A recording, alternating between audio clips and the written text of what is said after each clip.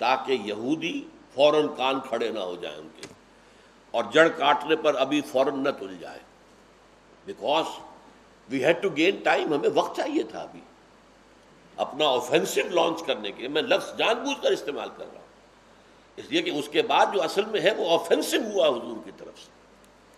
7ویں مہینے سے حضور نے چھوٹے چھوٹے گروپ بھیجنے شروع کر دیے to threaten the life line of Mecca. مکے کی لائف لائن کیا تھی؟ وہاں ہوتا کچھ نہیں تھا، نہ کوئی پیدا ہو رہا ہے، نہ کوئی باغ ہے، نہ کوئی کھیت ہے، کچھ بھی نہیں. بوادن غیر ذی زرع. اب ان کا کیا تھا معاش کا؟ ان کے قبیلے، ان کے قافلے جاتے تھے تجارتی. پوری ایسٹ ویسٹ جو تجارت تھی، ایسٹ ویسٹ ٹریڈ، جو بڑی پرانی دنیا کی ایک بات ہے، اس کا لنک بن گئے یہ قریش. پہلے قوم سبا تھی.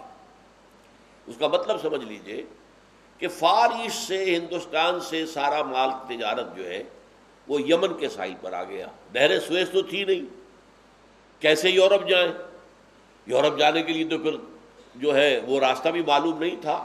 وہ تو بعد میں 1498 میں وہ جو واسکو ڈی گاما نے راستہ تلاش کیا ہے round the Cape of Good Hope, کہ افریقہ کے جنوب سے ہو کر نکل کر یورپ جائیں. نہیں، شکل کیا اختیار کی گئی کہ سارا مال مشرق سے آ کر اتر گیا یمن کی بندرگاہ پر، ادھر یورپ سے سارا مال آ کر شام کے ساحل پر اتر گیا. اب یہ چلتے تھے کیریوانز، وہاں سے وہ مال اٹھایا ادھر لے آئے، یہاں سے مال اٹھایا وہاں لے گئے. تو they became the link in the east west trade. پہلے قریش سے پہلے یہ قوم سبا تھی، بڑی زبردست قوم تھی. جب ان پر اللہ کا عذاب آیا اس کے بعد یہ قریش کے ہاتھ میں آ گیا. monopoly of that trade, east west trade was in the hands of the قریش. اس کو تھریٹن کیا حضور نے، چھوٹے چھوٹے گروپ بھیجنے شروع کر دیے. 8 مہمیں ہیں بدر سے پہلے ایک سال کے اندر. نوٹ کر لیجئے کہ ربیع الاول سن 1 میں ہجرت ہوئی ہے اور غزوہ بدر ہو رہا ہے رمضان سن 2 میں. یہ 1.5 سال کا وقفہ ہے. 1.5 سال میں سے 6 مہینے تو حضور جیسا کہ میں نے عرض کیا لیے ہیں مدینے میں اپنی پوزیشن کو مستحکم کرنے کے لیے. 7ویں مہینے سے رمضان سن 1 میں سریہ سیف البحر ہو گیا. شوال میں یعنی اگلے ہی مہینے سریہ رابغ ہو گیا. یہ سارا جا رہا ہے ویسٹرن کوسٹ کی طرف، جہاں سے قبیلے نکلتے تھے، قافلے نکلتے تھے. ذی قعدہ میں ہو گیا سریہ خرار. اس کے علاوہ 4 غزوات ہیں. ایک سریہ بعد میں ابھی آئے گا. سرایہ ان کو کہتے ہیں جس میں حضور شامل نہیں ہوتے تھے، آپ بھیج دیتے تھے گروپ، آپ خود نہیں ہوتے تھے. اور غزوہ اس کو کہتے ہیں جس میں آپ بھی شریک ہوتے تھے. 4 سرایہ 4 غزوات. چنانچہ غزوہ ابوا ہوا ہے صفر سن 2 ہجری میں، غزوہ بوات ہوا ہے ربیع الاول سن 2 میں، غزوہ صفوان ہوا ہے ربیع الاول سن 2 میں، پھر جمادی الاخری میں، جمادی الاولی جمادی الاخری میں غزوہ ذی العشیرہ. یہ غزوہ انتہائی اہم تھا. یہ اصل میں بہت بڑا قافلہ جا رہا تھا ابو سفیان کی سرکردگی میں شام کی طرف، اور سارے مہاجرین جو چلے گئے تھے مکے سے، ان کا سارا گھر کا اساس البیت، ان کے قالین، ان کی ہر چیز وہاں سے لوٹ کر، اور انہوں نے اپنا ایک فنڈ ریز کیا تھا، اور اس فنڈ سے یہ اتنا ایک قافلہ تیار کیا اور یہ جا رہا تھا شام کی طرف. حضور نے اس کا پیچھا کیا، اس کو پکڑنے کی کوشش کی، اس پر حملے کی کوشش کی، لیکن یہ کہ ابو سفیان بڑی تیزی کے ساتھ اپنے قافلے کو لے کر نکل گیا. یہ ہے غزوہ ذی العشیرہ. اب جب یہ قافلہ واپس آ رہا تھا، جاتے ہوئے ابو سفیان دیکھ چکا تھا کہ محمد نے ہمارا پیچھا کیا صلی اللہ علیہ وسلم، وہ تو بچ کر نکل آئے. اب انہیں معلوم ہے کہ ہم واپس آئیں گے، اب وہ حملہ کریں گے. تو اس نے کیا کیا؟ بہت زبردست آدمی تھا وہ سیاسی اعتبار سے، ڈبل چال چلی. ایک تو دوڑایا قاصد مکے کی طرف، جاؤ جا کر شور مچا دو. تو اب سب کا مال تھا اس کے اندر، سب کی انویسٹمنٹ تھی. دوڑو بچاؤ اپنے قافلے کو، محمد تمہارے قافلے کو لوٹنے والے ہیں، دوڑو دوڑو، ابو سفیان کا پیغام ہے. اچھا ایک تو یہ بات ہو گئی، دوسرا وہ 8 میں سے میں نے کہا تھا ایک سریہ ابھی باقی تھا، یہ سریہ نخلہ کہلاتا ہے۔ حضور نے 8 افراد کو چنا، عبداللہ ابن جحش رضی اللہ تعالیٰ عنہ کو ان کا امیر بنایا، انہیں ایک خط دے دیا جو کہ مہر لگی ہوئی، انہیں پڑھنے کو نہیں دیا، اجازت نہیں۔ 3 دن کی مسافت پر جب تم پہنچ جاؤ مدینے سے مکے کی طرف، پھر اس کو پڑھنا، کھول کر پڑھنا، اور پھر جو اس میں لکھا ہے اس کے اوپر عمل کرنا۔ اب 3 دن کی مسافت پر جب پہنچے ہیں تو انہوں نے خط کھولا تو خط میں لکھا ہوا تھا، نخلا میں جا کر قیام کرو اور قریش کی نقل و حرکت سے ہمیں مطلع کرتے رہو۔ اب یہ اتنا خطرناک کام تھا، مدینے سے 300-350 میل دور، آدمی 8، کہیں کوئی مڈ بھیڑ ہو گئی تو قیمہ کر دیں گے قریش۔ اور یہ نخلا کیا تھا؟ یہ ایک مقام تھا بٹوین مکہ اینڈ طائف، مکے اور طائف کے درمیان، جو اس کا طریق السیل کہلاتا ہے۔ ایک طریق الجبل تھا وہاں کا جو پہاڑی راستہ تھا، ایک طریق سیل ہے جس سے کہ سیلاب آیا کرتا تھا، اگر بارش ہوتی تھی، طائف چونکہ اونچی جگہ ہے تو وہاں سے پانی ایک سیل کی شکل میں مکے آیا کرتا تھا۔ تو طریق سیل پر یہ نخلا ہے تقریباً بیچ میں، ان بٹوین۔ تو وہاں جا کر حضرت عبداللہ ابن جحش نے ساتھیوں سے کہا کہ بھائی یہ حکم ہے، اب سوچ لو، میں تو اس پر عمل کروں گا، تم میں سے اگر کوئی واپس جانا چاہے تو چلا جائے۔ سب نے کہا نہیں، ہم حضور کا جو بھی حکم ہے اس پر عمل کریں گے۔ اب وہاں جو پہنچے تو وہاں سے ایک قافلہ گزر رہا تھا، وہ قافلہ جو ہے وہ بھی مختصر سا تھا، چند آدمی، چند اونٹ، اور اتفاق سے ان کی مڈ بھیڑ ہو گئی۔ پہلے تو مشورہ کیا انہوں نے کہ ہم ان پر حملہ کریں یا نہ کریں، بعد میں لوگوں نے کہا کہ کیوں نہ کریں، ہم انہوں نے ہمیں گھروں سے نکالا ہے، انہوں نے یہ کیا ہے۔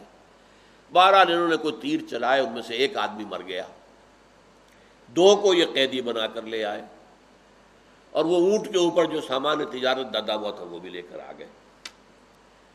یہ کہلاتا ہے سریہ نخلہ۔ اس کا نتیجہ کیا نکلا؟ ایک تو حضور نے فرمایا کہ تم نے غلط کام کیا، میں نے تمہیں جنگ کرنے کا حکم نہیں دیا تھا، میں نے تو تم سے کہا تھا کہ وہاں قیام کر کے ہمیں نقل و حرکت کی اطلاع دیتے رہو۔ تاہم آپ نے کوئی سزا نہیں دی، یہ میں بتاؤں گا کیوں سزا نہیں دی، یہ بعد میں سمجھنے کی بات ہے۔ لیکن ادھر یہ ہے کہ وہ جو ایک آدمی بچ کے نکل گیا تھا، وہ چیختا چلاتا کپڑے پھاڑتا ہوا مکے میں داخل ہوا، محمد کے آدمیوں نے ہمارا آدمی مار دیا۔ اب یہ ہمت، یہ جرت ہو گئی محمد کی صلی اللہ علیہ وسلم۔ یہ نوٹ کر لیجئے کہ یہ جو ہے رجب سن 2 میں، ربیع الاول سن 1 سے لے کر رجب سن 2 تک مکے والوں کی طرف سے کوئی موو ثابت نہیں ہے کہ انہوں نے کوئی اقدام کیا ہو حضور کے خلاف۔ اس کی وجہ کیا تھی؟ مکے میں دونوں طرح کے آدمی تھے، آج کل کی ایک اصطلاح ہے ہاکس اینڈ ڈوز۔ ایسے لوگ بھی تھے جو کہتے تھے کہ چلو چل کر مدینے میں حملہ کرو، ختم کرو اس کو، اور یہ محمد کو اور اس کے دین کو ختم کرو، حملہ کرو۔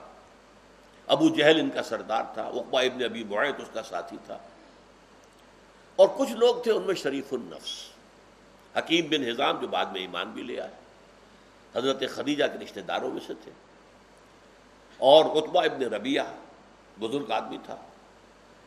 اس نے یہ کہا دیکھو قریش، تمہاری بلا تمہارے سر سے ٹل گئی، محمد اور ان کے ساتھی یہاں سے چلے گئے، اب محمد جہاں گئے ہیں صلی اللہ علیہ وسلم نچلنے بیٹھنے والے تو نہیں ہیں، وہ وہاں پر وہی کام کریں گے جو یہاں ہو رہا تھا۔ تو گویا کہ اب ان کا مقابلہ عرب سے ہوگا، ابھی تو قریش سے ہو رہا تھا، ابھی بقیہ عرب سے ہوگا۔ اب اگر بقیہ عرب انہیں ختم کر دیں تو جو تم چاہتے ہو جائے گا، بغیر اس کے کہ تم اپنی تلواریں اپنے بھائیوں کے خون میں رگو۔ آخر یہ قرشی کون ہے؟ ہمارے بھائی ہیں کہ نہیں؟ محمد کون ہے؟ قریش کا آدمی ہے کہ نہیں صلی اللہ علیہ وسلم؟ یہ ابو بکر کون ہے؟ یہ عمر کون ہے؟ یہ حمزہ کون ہے؟ یہ ان کے ساتھ جو ہیں یہ ہمارے بھائی ہیں، ہم اپنی تلواروں سے انہیں کاٹیں، انہیں ختم کریں، اس کی بجائے عرب ان کو نبٹ لیں گے۔ اور دیکھیے دوسری بات اس کی جہاں بینی اور دور اندیشی. اور اگر محمد بقیہ عرب پر غالب آ گئے تو ہمارا کیا نقصان ہے؟ وہ محمد قرشی ہے نا صلی اللہ علیہ وسلم. قریش کی حکومت قائم ہو جائے گی پورے عرب پر. We stand to lose nothing. اگر محمد کی حکومت قائم ہو جاتی ہے صلی اللہ علیہ وسلم تو کس کی ہوئی؟ قرشیوں کی ہوئی. محمد کے اولین ساتھی سب قرشی ہیں. ابو بکر کون ہے؟ عمر کون ہے؟ حمزہ کون ہے؟ عثمان کون ہے؟ بنو امیہ کا چشم و چراغ. علی کون ہے؟ عباس کون ہے؟ یہ بات تو یہ اصل میں کشمکش ابھی وہاں چل رہی تھی. ہاکس بھی زور لگا رہے تھے اور ڈوز بھی روک رہے تھے. لیکن ان دو واقعات میں ایک شمال سے دوڑتا ہوا آدمی آیا ہے, اس نے بھی کپڑے پھاڑے, چیخا چلایا. دیکھو ابو سفیان کا پیغام ہے. یہ ایس او ایس کال جسے کہا جاتا ہے جدید اصطلاح میں, کہ ہمارے اس قافلے کے اوپر محمد حملہ کریں گے, محمد کے آدمی لوٹ لیں گے, دوڑو. ادھر سے وہ آدمی چیختا ہوا آ گیا طائف کی طرف سے, نخلا کی طرف سے, کہ محمد کے آدمیوں نے ہمارا ایک آدمی مار دیا اور ہمارا مال لوٹ کے لے گئے. اب گویا کہ جو ڈوز تھے وہ لاجواب ہو گئے. اب ان کے پاس کیا دلیل رہی؟ کیوں نہ اقدام کریں اب ہم. اور اب ابو جہل اور عقبہ ابن ابی معیط وغیرہ جو لوگ تھے, نضر ابن حارث وغیرہ, اب ان کی بات جو ہے وہ مانی گئی. تب وہ 1000 کا لشکر نکلا ہے مکے سے. یہ ہے در حقیقت اس پورے معاملے کا جو صحیح پرسپیکٹو ہے. آغاز حضور کی طرف سے ہوا. میں نے آپ کو پہلے بھی کہا تھا کہ دیکھیے جب مکہ آباد تھا, مکے میں لوگ تھے, غلام بھی تھے, وہ اپنی قسمت پر شاکر تھے, غریب بھی تھے, امیر بھی تھے, کوئی کانفلکٹ نہیں تھا. پہلی آواز اٹھی یہ سب غلط, تمہارے معبود غلط, تمہارے سرمایہ دار ظالم. یہ آواز کس نے اٹھائی؟